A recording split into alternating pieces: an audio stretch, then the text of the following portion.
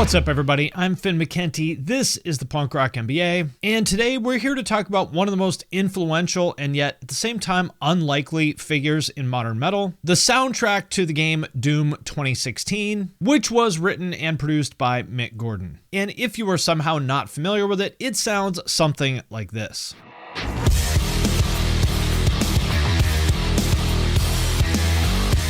And it may be hard to believe that the soundtrack to a video game had a massive impact on the direction of an entire genre of music, but that's exactly what happened. In particular, the combination of these extremely heavy but super catchy riffs with the addition of electronics and samples and sort of like industrial elements, that was one of the freshest takes on metal that we had heard in years. To the point where it spawned, no pun intended, an entire subgenre called Argent metal, which is named after the concept of Argent energy from the game. Basically, the demonic energy of hell channeled directly into musical form. And you can hear the influence of the Doom soundtrack on some of modern metal's most acclaimed bands like Northlane and Silent Planet. And with it being such a huge game, it also introduced millions of people to the genre of metal as a whole. So how and why did this happen? Because it's not like these recent Doom games were the first ones to have a predominantly metal soundtrack. That's been done many times before and since, and yet none of those had the same profound impact that the Doom soundtrack did. So what happened and why? Those are the questions that I will try to answer in this video. And also, I'd like to thank Songfinch for sponsoring this video. It's a service where you can create an original song based on your story or someone special in your life by collaborating with a professional musician.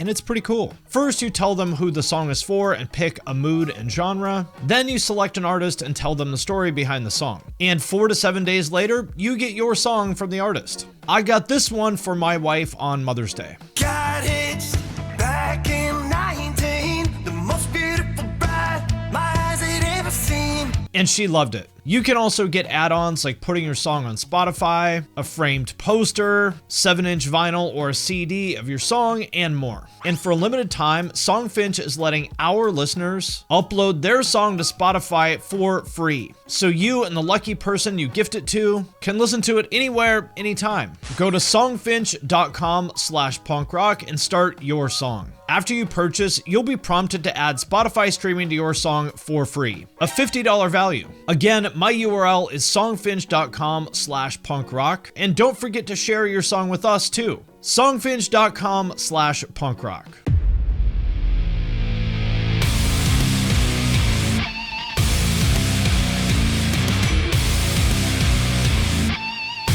So before we dive into the recent Doom games and Mick Gordon, let me set the stage with a little history of the franchise. And if you're not all that into video games, Doom is one of, if not the most important first-person shooters ever made. Developed by a company called id Software, who essentially created the entire genre of first-person shooters with their game Wolfenstein 3D back in 1992, Doom was their follow-up that really established the shooter as we know it, which in turn was the launching pad for some of the biggest, most popular franchises of all time, such as Call of Duty and Battlefield. The very first Doom was released in 1993, and even though it obviously looks and feels dated by modern standards, unfortunately, I am old enough to remember it when it came out, it was absolutely revolutionary at the time for a lot of things, but I think especially for having levels that incorporated a lot of verticality and interactivity. And for that reason, it's rightly considered to be one of the most important games of all time. And even though the soundtrack wasn't really as big of a component of the franchise as it is now, even then it flirted with metal using the technology that was available at the time. For example, the main theme of the game, called At Doom's Gate, sounded like this.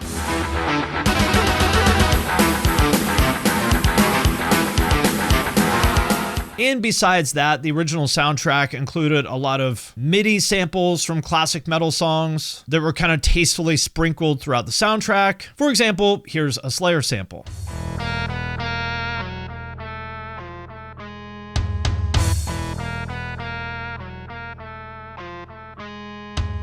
Without getting too far into the weeds of the history of that game, it got a few more sequels throughout the years, with the final game before the modern ones being Doom 3 in 2004, which was a pretty big departure from the rest of the franchise, where instead of being this power fantasy about being a badass that slays demons, this time it was the other way around. This time it was more of a survival horror kind of thing, bringing to mind the old school Resident Evil games or Dead Space. And even though it was a massive departure from the other games, it still retained that Doom DNA, just putting a different spin on it. And although it was pretty divisive and hated by a lot of fans at the time, today it's much more appreciated, and now it seems like there's a lot of people who consider it to be one of the best games ever made. And even though the game now is 20 years old, a lot of people seem to think that it still holds up. Personally, I absolutely suck at these type of games, so I can't really comment.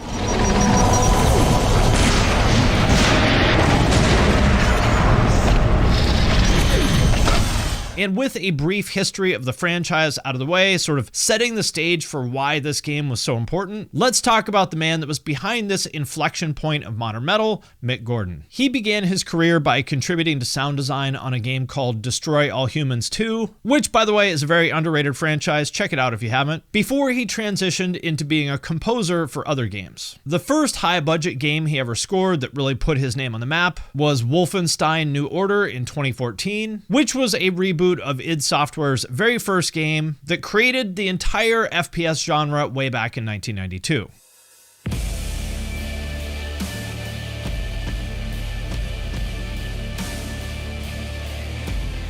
And while the soundtrack to this game was pretty varied, with a lot of genres mixed in, you could hear the signs of what was to come in the near future.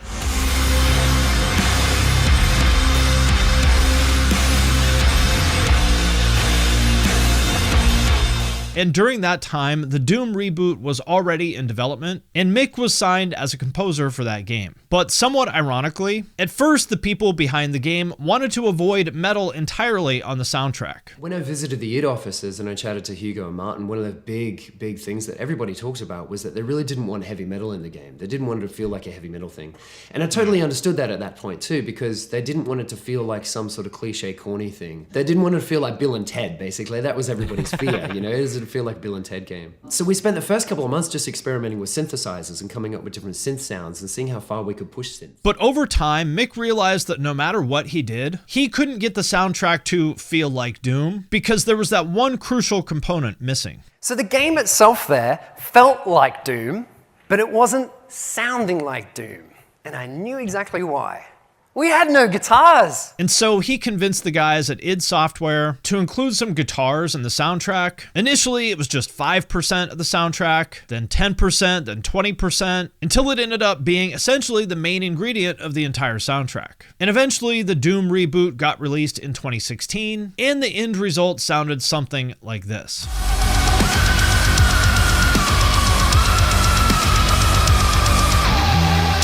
And needless to say, this changed pretty much everything once it dropped, at least for the audience that was new to this sort of sound. But even for people that have been listening to metal for years, there was something just undeniably fresh and new about this. The way that Mick combined these like absurdly low-tuned 9-string guitars with electronic elements while playing these really groovy riffs, it all added up into something that really just hadn't been done before. And what also helps is that the game itself was great. Again, I suck at these type of games, so I really can't comment on it myself, but what I can say is that it brought the franchise back to mainstream popularity. It was no longer just this cult thing that was worshipped by fans of old school shooters. It was a totally fresh take on the game that modernized it while also retaining the core spirit of Doom, where essentially you are the monster that even demons fear. It's really just like a power fantasy at its best. And the way that the music is used in the game also fed into that. Instead of being kind of in the background the way that it is in most games, with Doom, it's one of these things that's right there in the driver's seat with you.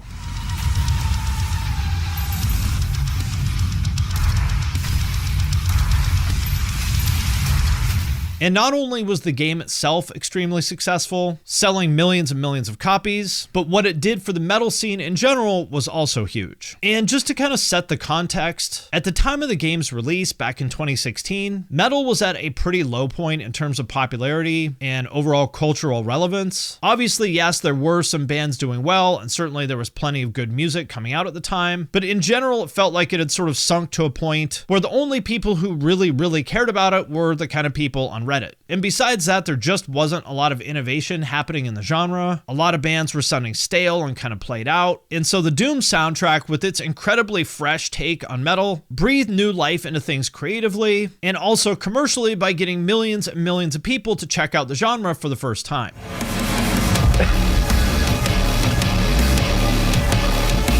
So, the goal is clear. I think I need to kill that guy. One particularly cool moment for me was when Mick played one of the songs live at the Video Game Awards with Matt from Periphery. It's probably the first time I can think of where anything like this happened, where a song from a game was played live with one of the most relevant bands in metal at the time.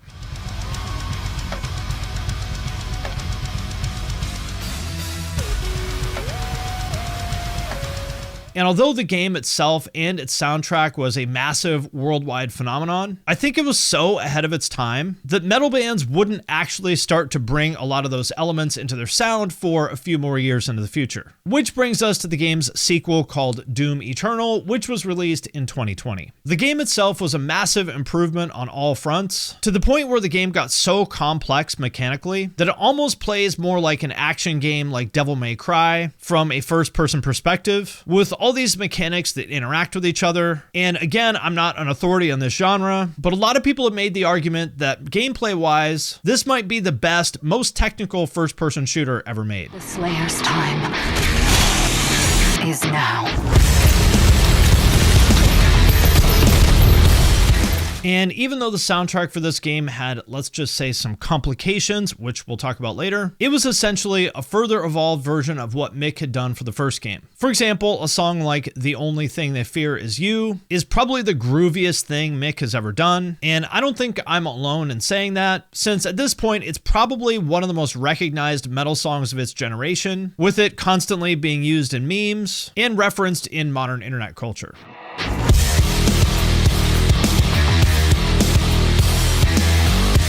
But with that being said, he also added a lot of new elements to the sound, most notably screams and chants.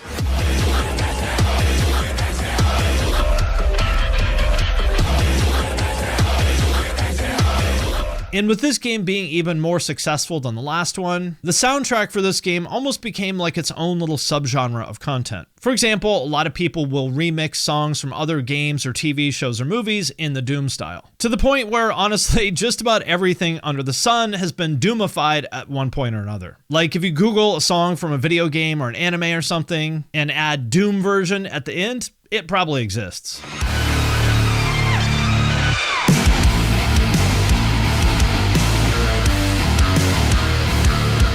But unfortunately, as a lot of you know, the partnership between Mick and id Software didn't go so well. After the game's release, a lot of fans noticed that some of the tracks in the game had mixes that they felt were kind of subpar. And after that narrative started to kind of gain steam on the internet, the executive producer at id Software released a Reddit post essentially blaming Mick for it, saying that he's hard to work with, that he's lazy, that a lot of times he didn't know what he was supposed to do, and so forth. And this statement came out shortly after the game's release, seemingly out of nowhere, and a lot of people just sort of assumed that it was true and moved on, just kind of thinking that Mick is one of those many people that is extremely talented but also extremely hard to work with. But at the same time, a lot of people also kind of had a hunch that something was off here, since before that his work was always pristine and he had a general reputation of being just like a nice, down-to-earth guy. And depending on who you want to believe, it turns out that what actually happened may have been very different. Over 2 years later, Mick released a massive 14,000 word statement with his side of the situation, with mountains and mountains of evidence that seemingly supported his case. And obviously, I don't know what did or didn't happen, but his version of events was that basically working on this project was hell for him, with ridiculous deadlines, not getting paid on time, and in some cases, not getting paid at all. While at the same time also getting lawyers involved and attempting a six-figure bribe in exchange for him not coming forward with all of this, hence why it took over 2 years for him to come out with all of it. In his own words, quote, "I haven't been paid for over half of Doom Eternal's music. The game includes more than double the music I was contracted to produce. Rejects, mock-ups, demos, many of which were never meant for public release. I created this music as part of the development process and shared it with id Software in good faith. But id Software used the music in the game, marketing, and soundtrack and still refuses to pay me for it. It was announced with my name attached and made available for pre-order before I was contracted to produce it. Despite my alarm and constant appeals, Marty refused to do anything about the situation, leading to a 9-month delay before I could start work. After 7 months of inaction, I reported my concerns to Bethesda. Bethesda and I negotiated the Doom Eternal OST directly without Marty's involvement. I received the contract on March 18th, 2020, just 48 hours before Doom Eternal was released. The delay was announced a week earlier before I was under contract." That's kind of the TLDR version of it, but really this is just the tip of the iceberg. You can read the whole statement for yourself if you want to hear all the details, and decide for yourself who's right. Personally, I obviously don't know, but what I can say is that whatever is in store for the Doom franchise, it definitely won't be the same without Mick's music. Which brings us to the last question in this video: how did the Doom soundtracks influence modern metal music? For one, Mick's signature style of guitar playing, combined with those kind of electronic and industrial elements, can be found all over the place in modern metal.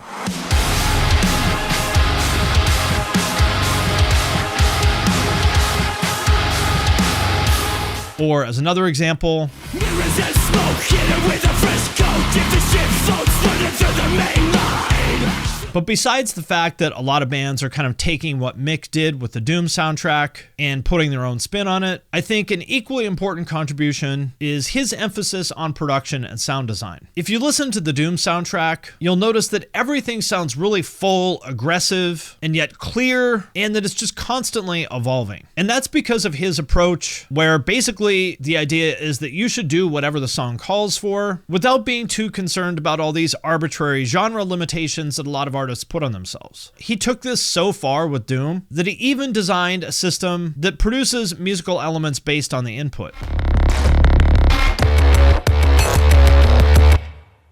Again, everything there is being generated based on those sine waves alone. And his emphasis on production and sound design is basically the standard now in the modern metal world, with an example of a band who is sort of in that same vein being Bring Me the Horizon. A guy called Mick Gordon actually produced all this music. At first, when we were writing Parasite Eve, especially, I was referencing a lot of this Doom game, so I was playing it in the day, and then me and Jordan were working at night, and I was like, using this as references because the sounds in there sounded just so huge and so hitting in a way I haven't heard in any other metal music. And then it kind of dawned on me that, like, you know, maybe this is the guy we're looking for to collaborate with. So I hit him up. Amazingly, he got back to us and said he was a massive fan of the band and really loved what we did and would love to work with us. So I started talking to him, got chatting, and I told him all my ideas and wrote him a bunch of notes and basically just left the song with him. And there's now an entire subgenre called Argent Metal, which is essentially people doing stuff in the style of the Doom soundtrack, which is pretty cool for like an entire subgenre to be essentially based on one person's signature sound. And with the impact that he's had, he's become one of the most sought after producers in modern metal, collaborating with bands like Bring Me the Horizon, Architects, and even being a feature on a Motionless in White song.